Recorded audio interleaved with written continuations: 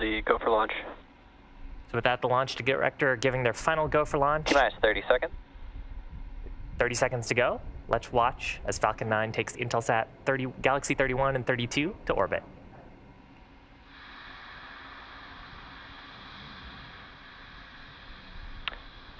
Seconds.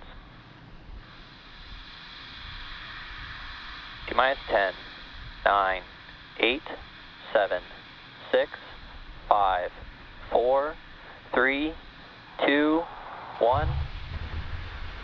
And liftoff of Intelsat Galaxy 31 and 32. Go Falcon 9.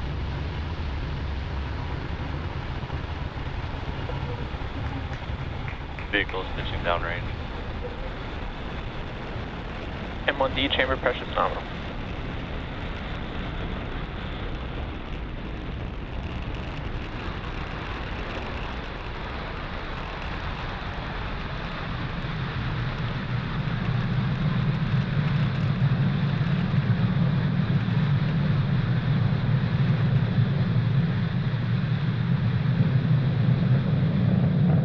Successful liftoff of Falcon 9 from Space Launch Complex 40 at the Cape Canaveral Space Force Station in Florida. We're carrying the Intelsat Galaxy 31 and 32 payloads to orbit.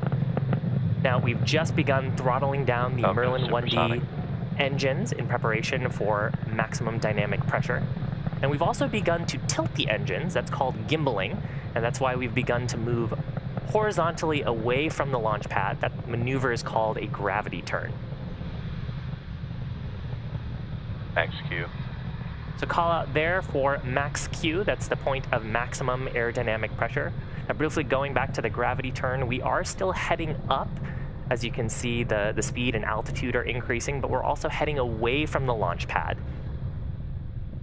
And we do that because a rocket needs to go about 17,500 miles an hour horizontally in order to avoid being pulled back to planet Earth. So we'll keep speeding up the vehicle to get to orbit. Now coming up in about a minute, we've got 3 events back to back. That is main engine cutoff, followed by stage separation, and then second engine start number 1. Main engine cutoff is where we'll shut down all 9 of the Merlin 1D engines on the first stage. That's in preparation for stage separation, where the first stage will push off the second stage, and then second engine start number 1, where we'll ignite the Merlin vacuum engine on the second stage. So again, MECO, main engine cutoff, followed by stage separation, and then SES-1. And gotta love those beautiful views. This is a view from the first stage camera looking down the body of the first stage towards planet Earth. You can see the Merlin 1D's plume expanding as the density gets less and less.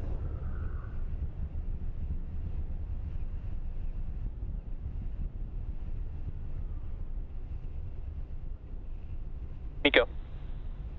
Stage separation confirmed. And vac ignition. Stage 1 FTS is saved. Awesome. So MECO, stage sep, and second engine start complete. Now coming up next in about 20 or so seconds will be fairing separation.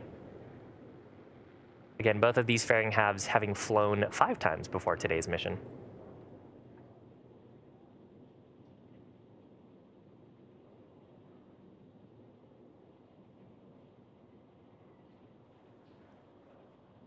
And some great views of planet Earth behind the Merlin vacuum engine.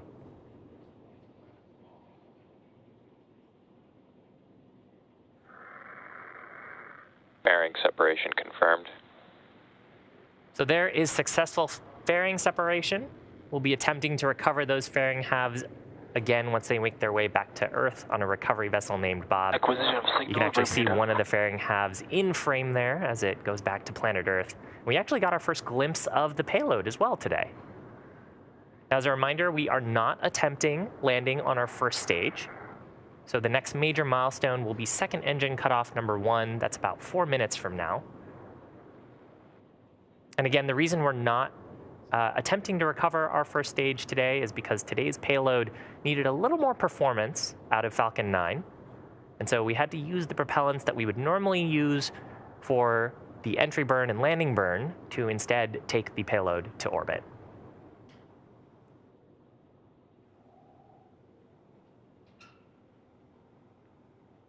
Now, the first of these two burns is taking us into what's called a parking orbit. So that is a roughly circular orbit that we'll be going into before we take a second burn later on in today's broadcast.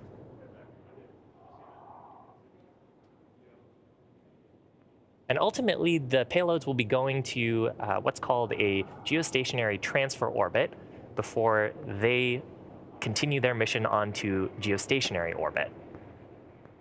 So for this first burn, the Merlin vacuum engine is continuing to burn and take the second stage and the payloads to orbit. Now, the Merlin vacuum engine is extremely similar to the Merlin 1D engines. It does feature more redundancy and a much larger expansion nozzle, and that allows us to maximize the efficiency of the burn in space. And the reason that that expansion nozzle makes the burn more efficient is because we're able to expand the gases further in the vacuum of space than we are on the ground.